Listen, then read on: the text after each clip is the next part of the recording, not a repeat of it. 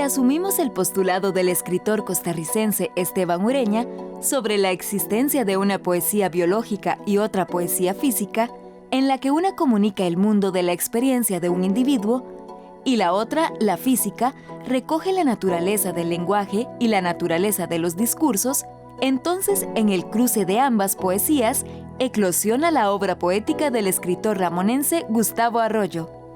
Hablamos de su último libro, Los elementos nobles. La editorial de la UNED presenta al público costarricense esta obra singular que pretende devolver a los gases inertes y a los elementos raros su antigua nobleza. En cuanto a ese aspecto de los elementos nobles de la tabla periódica, cuando estaba construyendo el libro, recurrí a algo que yo lo llamé titulación desvinculada. O sea, eso no existe, es un invento mío. Cada sección del libro está vinculada a uno de esos elementos de la tabla periódica, pero no te va a hablar absolutamente nada de ningún elemento de la tabla periódica, más no habla todo el poemario en ningún momento de ningún gas noble, de ningún elemento noble. Inclusive fue curioso porque tienen los nombres en los títulos, tienen además los nombres de los 6 elementos nobles o de los 6 gases nobles que había hasta ese momento, y cuando yo estaba todavía en lo que fue la revisión o ya inclusive la esquematización del libro y su fase final, el último elemento se llamaba un unoctio 118, porque era el elemento 118 que todavía no tenía nombre. Es un elemento noble superpesado que no se encuentra en la naturaleza, está aislado en laboratorio, y en ese momento, en el proceso de escritura del libro, que puede haber andado entre 2016 y 2017, se le da nombre, que es el oganesón, que es el último de los elementos nobles. Entonces, curiosamente, tuve que cambiar la última sección, que se llamaba un unoctio 118, y la parte del título, pues ya por el elemento formal con nombre definido, ¿verdad? Matémonos, Federico, como forma válida de morir al mismo tiempo. Murámonos de golpe, como mueren las víctimas del desplome de estas torres. Y aunque la invocación inicial pretende jugar con el título de la novela, otro ha tratado el asunto del desplome desde el teatro y la poesía. Las torres son de piedra y metal, y hablar de ellas es lo que menos interesa. Matémonos, Federico, la frase que 1000 veces pensó su compañero sin atreverse a decirla. De la piedra al polvo, del metal al caldo, y yo aquí, proponiéndote entre tantos Federicos posibles, la muerte conjunta. Y vos aquí, Federico imposible entre tantos, ignorándome entre el humo y los escombros. Es una titulación desvinculada porque refiere, como te digo, tangencialmente la parte de la nobleza de los elementos, pero sin entrar en ellos, porque el libro se basa en otros 7 pilares fundamentales. Que los 7 pilares fundamentales son piedra, vicio, memoria, carne, escombro, confesión, isla.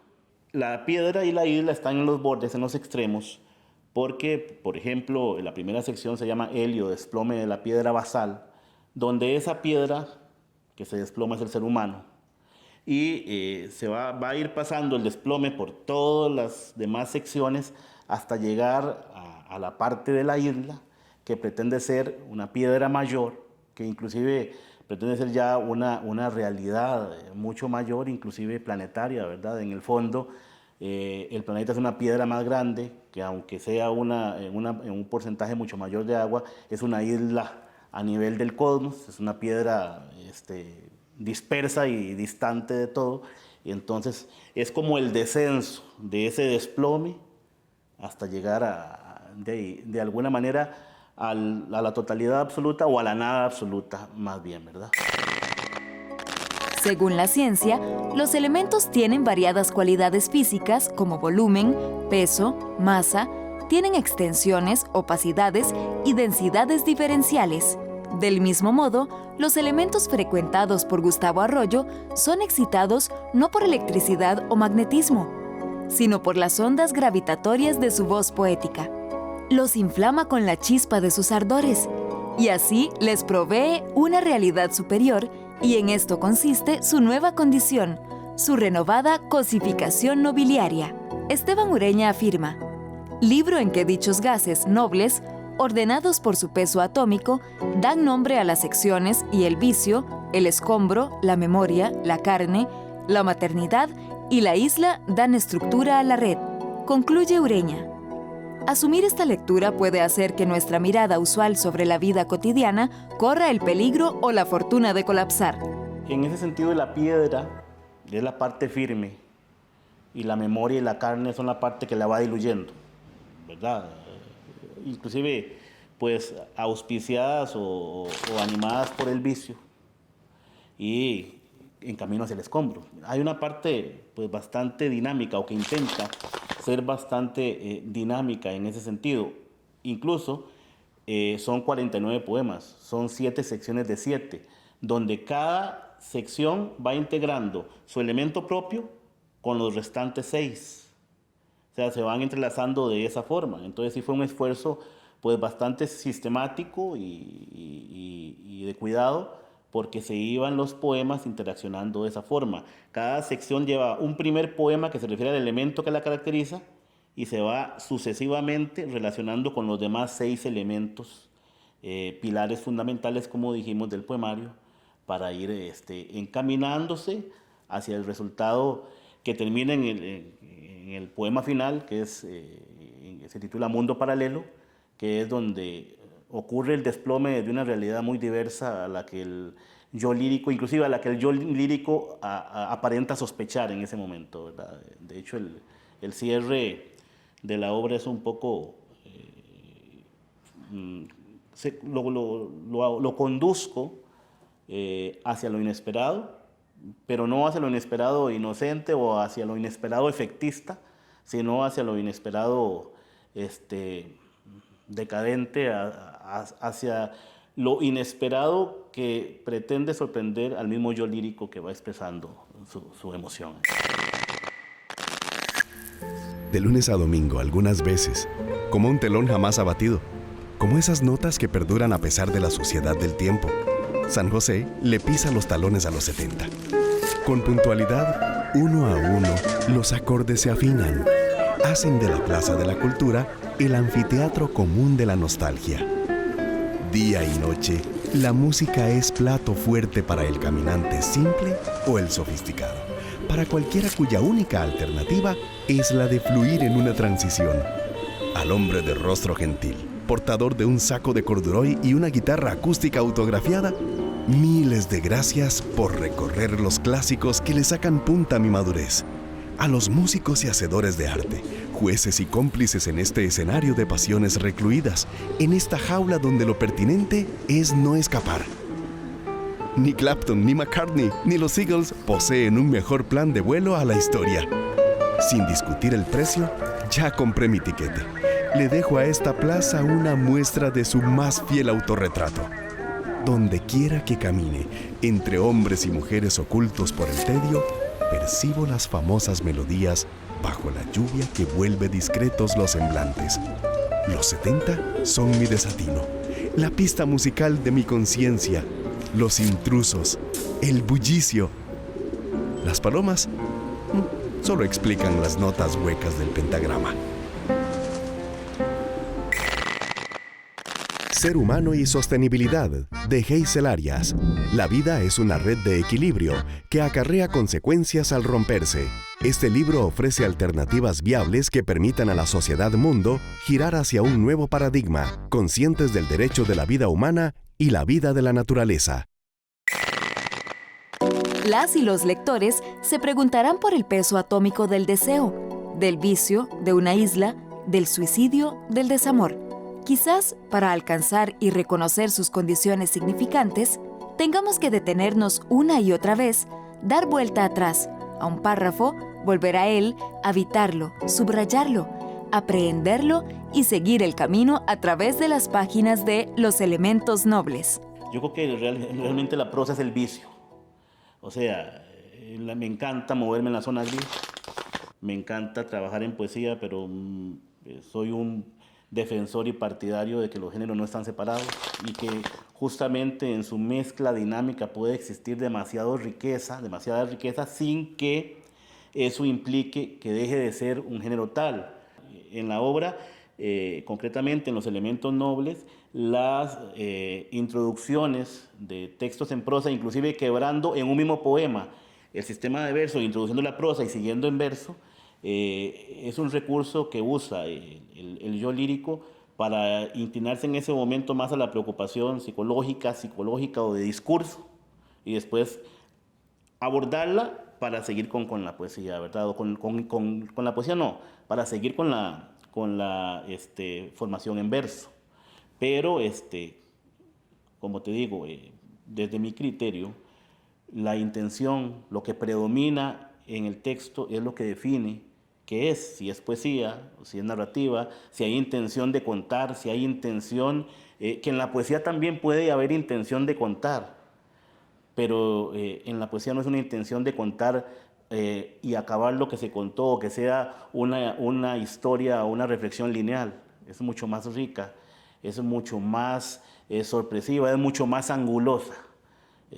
Cuando acabas de leer un poema, ojalá que no te quedes con algo terminado, porque si fue así, yo dudaría mucho de que sea un esfuerzo que sea muy valioso o que conduzca específicamente o exclusivamente al género de poesía. La poesía tiene que dejar dudas, la poesía tiene que abrir puertas, no puede cerrarlas. Al menos desde mi esfuerzo me interesa mucho un final abierto que deje una cuestión no solo abierta, sino recurrente. Un capítulo que no se cierra. Creo que es la mejor poesía. Tanta conciencia anatómica turba mi espíritu. Acerco la boquilla del saxofón a mis labios y quedo neutralizado para la secuencia. Sé que hay que soplar, pero no lo logro. La lengua se vuelve lombriz y se esconde despavorida en el ventanal esofágico. Trato de soplar y en vez de ello, inhalo con la fuerza de 3 bisontes. Estoy sentado en un taburete que huele a lo que mis nalgas. Chasco, cubierto en una túnica que me hace parecer misionero leproso. Hierve la desgracia. El recinto colapsará en cualquier momento. Mi saxofón es desde ahora, queridos, un órgano trasplantable. El escritor californiano Michael Dana Gioia, en su lúcido ensayo La poesía como encantamiento, cita la formulación de su colega y compatriota poeta Robert Frost sobre la poesía, quien la define como una manera de recordar. La poesía es una manera de recordar lo que nos empobrecería si lo olvidáramos. Es lo que hace Roy Fernández con su memorial inventario poemario Estrellas en 45, otra novedosa obra poética publicada recientemente por la editorial de la UNED. Seríamos muy pobres sin duda si olvidáramos no solo los íconos, pero también los simples parafernales que modelan constantemente el misterioso pensar de la memoria. El tema principal del libro es un homenaje a la época de los 70s y en parte también de lo que es 80s, pero tal vez más enfocado a los 70s, finales de los 70s, que es cuando empezó este boom de lo que es la música disco, la música bailable en discotecas, ¿verdad? Entonces aquí lo que yo hago es reunir una serie de elementos de autores, no solamente de la música, sino también del cine, que nos hacen recordar, retroceder a esas épocas, pero como si las estuviéramos viviendo en este momento. Es decir, está contado en tiempo presente, como si fuera en este momento la misma época que vivimos hace 30, 35 años, ¿verdad? Y de la cual pues todos fuimos partícipes, sobre todo la generación anterior a la actual, donde muchos se pueden sentir identificados con algunos autores, algunas voces que salen ahí, algunas luminarias del cine, de la música, y se van a sentir muy identificados porque en realidad es como una reunión de traer al presente todos esos elementos que de alguna forma fueron parte de nuestra vida en tiempos más juveniles, ¿verdad? Coronado por una trompeta y una sordina de acero Hammond, su estilo en trayectoria hacia notas modales de fusión. Se propone reinventar la cara adormecida del jazz, nacido de la modestia afroamericana de St. Louis, empuña su instrumento como arma de resistencia, le dispara a la melancolía más conservadora de Europa y conquista la costa oeste con una ráfaga de cool y funk. Querido por los amantes y detractores de la soledad, inmerso en el pentagrama que construye sus sentidos, Davis se levanta, circula la mirada por el cielo impávido, deja pasar el frenesí de la última gota de su Daniels y con un solo de trompeta, Manhattan calla, se duerme. Le puse estrellas en 45 al libro, haciendo remembranza de un éxito musical que fue popular a finales de los 70s, principios de los 80s, que fue Stars on 45, que fue una recopilación de éxitos muy clásicos de la época que se reunieron en una especie de mix que fue muy bailable y fue un gran pegue a la hora en las discotecas, ¿verdad?, de San José. Por ahí va el título del libro y ahí está enfocado la esencia de lo que quiero comunicar en los poemas. La editorial de la UNED, dentro de su producción editorial, ha desarrollado una serie de colecciones que cubren no solamente las áreas académicas de la Universidad Estatal a Distancia, sino que abarcan la poesía, la narrativa, la divulgación científica de muchas áreas del conocimiento, la historia con mayúscula y con minúscula, y diversidad de temas ambientales y sociales. La editorial cuenta con 27 colecciones distribuidas en un catálogo activo de más de 1.500 títulos. Podemos mencionar algunas de nuestras colecciones. En el área de publicación de libros para niños, tenemos la serie ambiental Mapachín. Contamos también con otras 3 colecciones ambientales. Una dedicada a la agricultura y ambiente, otra de ambiente y sociedad, y una serie de educación ambiental. La historia es un área editorial y de conocimiento muy importante en Costa Rica. Por esta razón, la UNED desarrolla 10 colecciones dedicadas al estudio y divulgación de temas históricos, entre las que destacan Historia Cultural de Costa Rica, Historia Local, Biblioteca del 56 y Biblioteca de Clásicos de la Historia Costarricense, y la colección ¿Quién fue y qué hizo? La colección Vieja y Nueva Narrativa Costarricense sobresale significativamente con casi 200 títulos. Esta colección se ha ganado un puesto destacado en los anaqueles de los interesados e interesadas en nuestra narrativa. Ofrece ante todo cuentos y novelas de autores de ayer y de hoy consagrados o nuevos. Dentro de las artes escénicas costarricenses, la EUNED produce la colección Teatro Clásico y Contemporáneo. A lo largo de sus 40 años, la editorial UNED ha diversificado su catálogo y sus formatos. Ya no solo se concentra en sus unidades didácticas, sino que tiene colecciones de sociología, historia, filosofía, teatro, poesía y hasta ediciones de lujo de literatura. Los últimos cuervos, de Ronald Bonilla, constituye una profunda y hermosa reflexión sobre el oficio de la poesía. Estos últimos cuervos hablan sabia y gravemente sobre el papel del quehacer poético en nuestros tiempos. Uno de los objetivos de la poesía es aumentar la autoconciencia de los autores, de lectores, de las sociedades y posiblemente de las culturas. La aproximación lírica de Roig Fernández condensa una visión rapsódica de varias décadas pasadas. Nos da la oportunidad de generar una conciencia ampliada de su personal popurrí guiado. Su voz poética explora desde nuestro presente un pasado no tan reciente para reconocer ahí espacios, estrellas de rock, dioses del jazz, películas de época y hasta juguetes artefactos que bajo su luz cobran la dimensión atemporal del fetiche. Los elementos conceptuales se refieren a ciertos objetos que yo introduzco en cada poema, como por ejemplo la bicicleta Chopper, el Biomaster, que fueron juguetes que tuvimos en nuestra época, en esa época de los 70s. Por lo menos yo personalmente lo viví, tuve esos juguetes y yo creo que mucha gente también los ha vivido. Entonces, desde ese punto de vista, hay cierto conceptualismo que va a atrapar al lector y que lo va a hacer retornar a su época más juvenil, ¿verdad?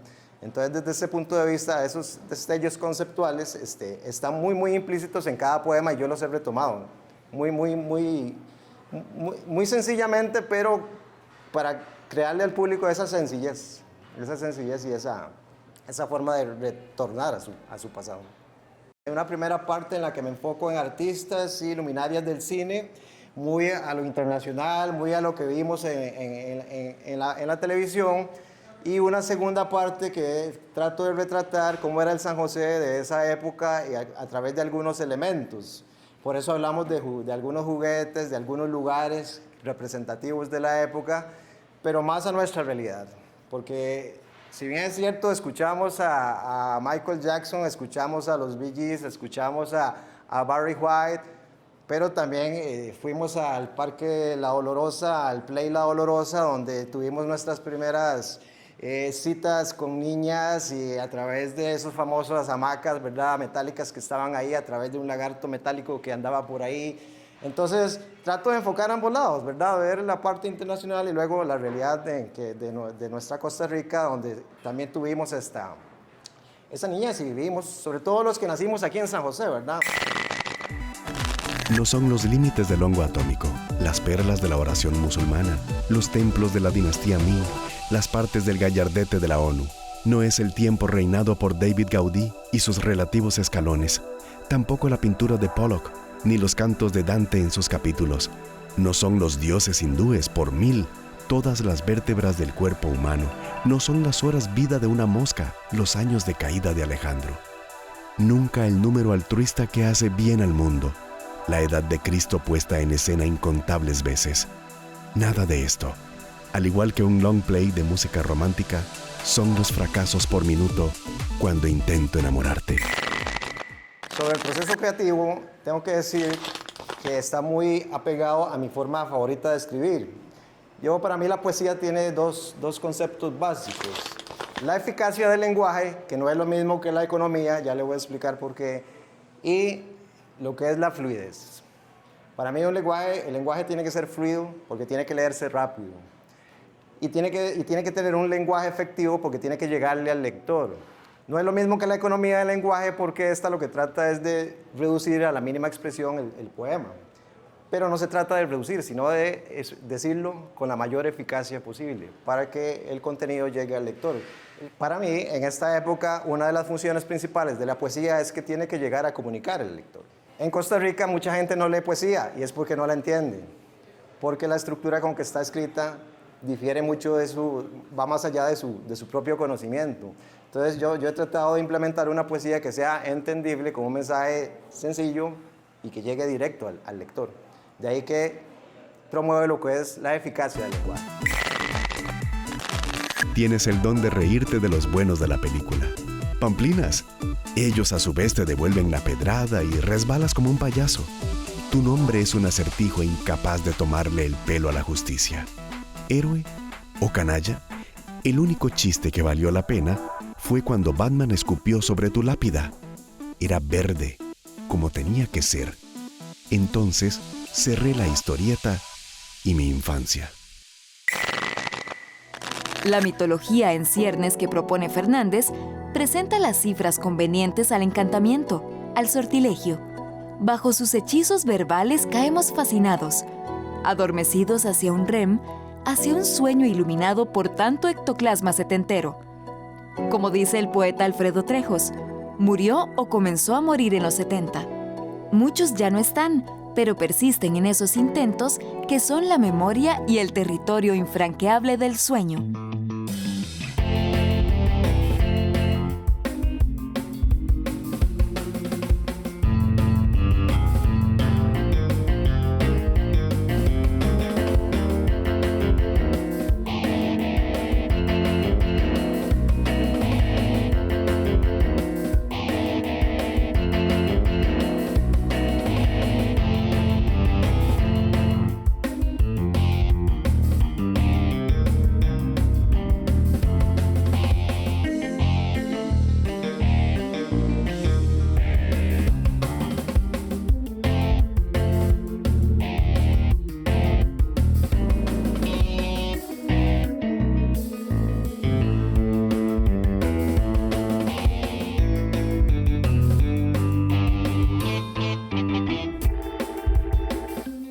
Yeah.